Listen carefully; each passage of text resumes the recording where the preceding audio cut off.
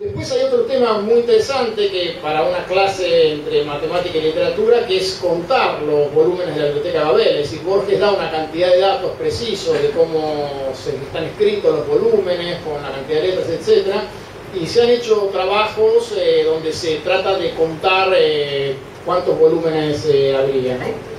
Y hay un tercer tema matemático que aparece en una nota al final de la Biblioteca de Babel, que es, se dice que una amiga de él hacia el final le hizo la observación de que en realidad toda la biblioteca es una construcción inútil porque bastaría un único volumen para contener todos los libros. Dice, un vademecum de hojas sedosas que se desdoblan infinitamente. Y en realidad esa idea es el germen de lo que después es el libro de arena, en el fondo. Y hay una forma, una construcción matemática muy sencilla que tiene que ver con los números fraccionarios. Y en el fondo esas hojas que se desdoblan indefinidamente son los números fraccionarios, digamos, entre 0 y 1. ¿No es cierto? Entre 0 y 1 está el 1 medio, entre 0 y 1 medio, 1 cuarto, etc. En el libro de arena queda todavía más clara esa idea, porque justamente el vendedor de Biblias, cuando le da el libro de arena, le dice que busque la primera página, y Borges, otra vez personaje en ese cuento, intenta abrirla y siempre se interponen otras páginas. Entonces ahí es claramente, o más claramente, está la vinculación entre el objeto que imagina Borges, el libro de arena, y lo que ocurre con los números fraccionarios, que es otro objeto matemático al que Borges acude muchas veces, ¿no es cierto? Está en la paradoja de Zenón de Elea, está en la flecha que no sale del arco, está en el bastón chino que se subdivide infinitamente. Entonces me parece que ese es otro tema que se puede, digamos, utilizar para dar clases en conjunto, digamos. Y finalmente el tercero es La muerte y la brújula, un cuento que yo creo que los chicos adorarían en cualquier edad, por supuesto, que ahí hay varios planos, ¿no es cierto? Está, por supuesto, el plano filosófico, religioso,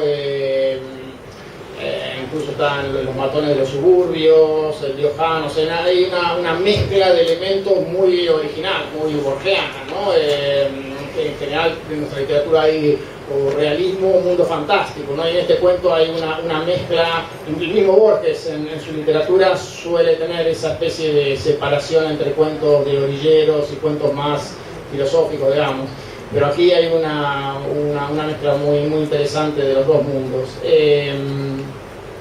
Y hay un detalle en La muerte y la brújula, hay una especie de primera solución que tiene que ver, ustedes recuerdan, con los puntos cardinales, pero luego, en el momento final en que se encuentra Lemrod con su archienemigo, Lemrod le dice en su acertijo, en su laberinto, sobran 3 líneas. Yo conozco de otro laberinto en donde se han perdido muchos filósofos, que es una línea recta, consta de una línea recta. Entonces plantea una especie de variante del enigma en línea recta, con una muerte que ocurre en un punto A, otra muerte que ocurre en un punto B, a 8 kilómetros de A, una tercera muerte en un punto C, a mitad de camino, dice, y una cuarta muerte en D, a mitad de camino entre A y B. Entonces, en esa segunda variante del cuento, se puede, digamos, partir para toda una discusión que yo escribí alguna vez, de hecho la que lo escribí este año, lo dije muchas veces y lo escribí este año, que tiene que ver con la cuestión de que las series lógicas no tienen solución única, y se puede ver que hay, además de la solución que propone Borges, hay otras soluciones posibles, y a partir de allí se puede ir hacia, sobre todo, Wittgenstein y la cuestión de la paradoja de las reglas finitas, que es toda una derivación filosófica de un problema que parece en principio únicamente matemático y que tiene que ver con cómo seguimos una regla, cómo aprendemos una regla, cómo la incorporamos, si hay posibilidad de hablar de una unicidad en la aplicación de una regla, etcétera, etcétera.